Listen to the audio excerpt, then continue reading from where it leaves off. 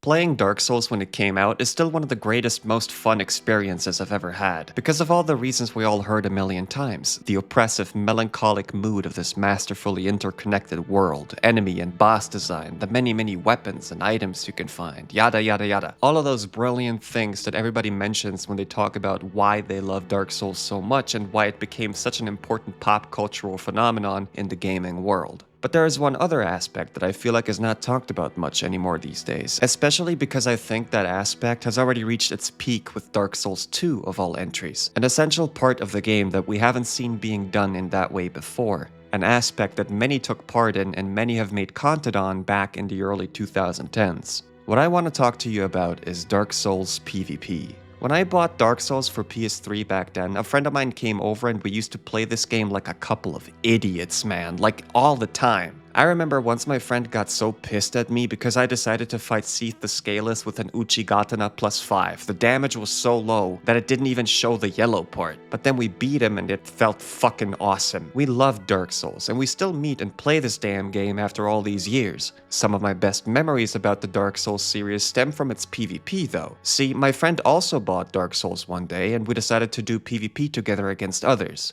And how did we approach our fights? That's right. We ganked the shit out of people. Ganking basically means that 2 or more players just jump on one single player and pretty much ruin his enjoyment. Now that is especially fun in Dark Souls because you can invade players while they're just going about their day playing the game casually. When you kill them, you take not only their souls from the game, but also their soul in real life. It was hilarious. We decided to make the most overpowered builds we could find online. YouTube was just exploding with Dark Souls PvP videos and montages back in the day. Only a few people had capture cards then to get their console to output a signal in order to record a video and upload it to YouTube. Nobody really played the PC version because it was absolutely a broken mess at the time. So there were only a few people on the platform actually regularly making Dark Souls PvP content. People like Peeve, Ouroboros, and Crazy were just some of the most popular Dark Souls PvPers that inspired most people's builds. Dark Souls PvP was big, and it was so much fun to just fuck with people. The intense anxiety you felt when you had an opponent coming at you with Smothe's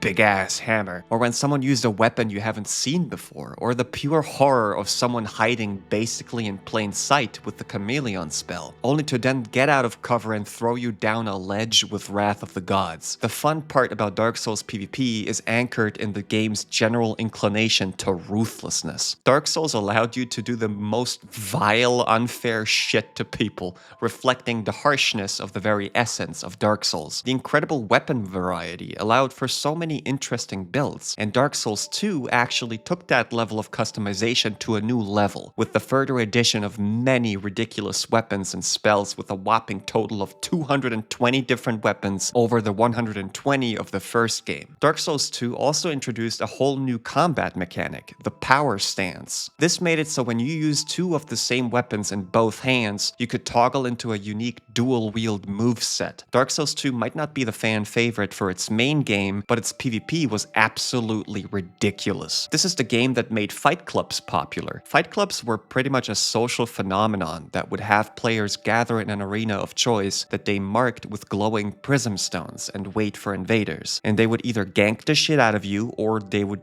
let you fight them one by one. Another amazing thing in all of the Souls games is that while there is no voice chat in-game, there are items called carvings that upon activation would release a spoken word that was used to either greet or taunt each other, adding to the toxicity. It was just Dark Souls PvP was hilarious, okay? These days, I don't really do it anymore. By the time Dark Souls 3 was out, it just started to feel too competitive. Most people would use the same builds. It just didn't feel like anything you could use may work. It was just kind of dominated by a certain meta. And metas, in my opinion, are absolutely the enemy of fun. I feel like it wasn't Dark Souls 3's fault that I started not enjoying PvP in those games anymore, but rather it was because as time passed, people in online games in general started to think more about being competitive and playing optimally as opposed to having fun. Not just in Souls games, everywhere. Actually, not even in online games exclusively, just in RPGs as a whole. Instead of finding your own way and playing a game at your own pace and trying shit out, it has become the standard to just look look up builds online or trade items with each other, only to then be so powerful that after a while, all you really get is bored.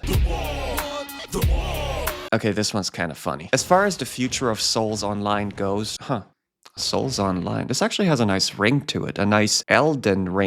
I'm very curious to see what Night Rain is going to bring to the table. I'm excited to be able to participate in the network test, and I can't wait to experience what From Software has been cooking up there. Anyway, I just wanted to touch on the subject of Dark Souls PvP, as I felt like people never really talk about it anymore, and to me, those games and their approach to online play is extraordinarily unique to this day. I like to look back at those times, and I thought maybe some of you can remember them with me. See you next time.